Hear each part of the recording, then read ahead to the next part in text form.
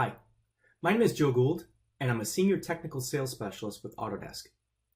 As part of our Connected BIM series, today we're going to spend some time talking about BIM 360 design from an overview standpoint. So let's go ahead and get started. If I take a look at some of the tools that are utilized within our AEC industry to share data back and forth, I don't think it would be a surprise to anybody the kind of buckets that we have on the list here. So a lot of times I'll encounter FTPs or SharePoints. We'll talk about network drives. I've heard basic cloud storage, and in some instances, even point cloud solutions that are custom built for the customer to share data. Now, the challenge with some of these is, quite frankly, they're expensive, they're complex, and they're just not built to share or collaborate data the way we would in an AEC industry. For example, Dropbox is great if I want to go ahead and share data back and forth, but it's not purpose-built to do things like design comparison and version control. To take it a step forward, there's been a shift in project execution. And what I mean by that is typically as a designer, we will work on our design, and at some point, our work in progress will become a deliverable that we will package up and transmit to the engineer. The engineer will do the same, and the contractor will do the same until ultimately that data reaches the owner.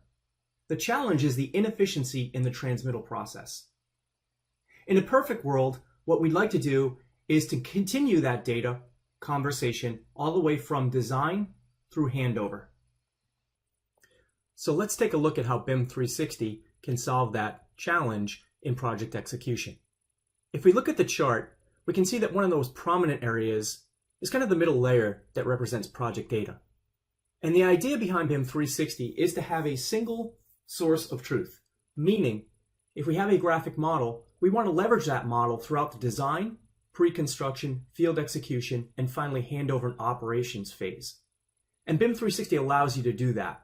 Because it's a common data platform, the model lives in one location, and it's carried throughout the design or the project lifecycle through BIM 360.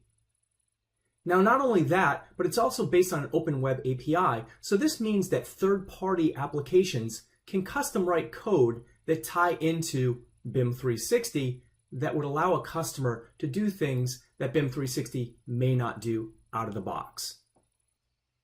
So when we take a look at BIM 360 design in the Connected BIM series, we're going to spend a little bit of time in each one of these buckets. We'll talk about how we co-author, we'll talk about deliverable exchange, we'll talk about change visualization, and then, mostly important, team collaboration. So thank you, and I look forward to talking with you in the next video.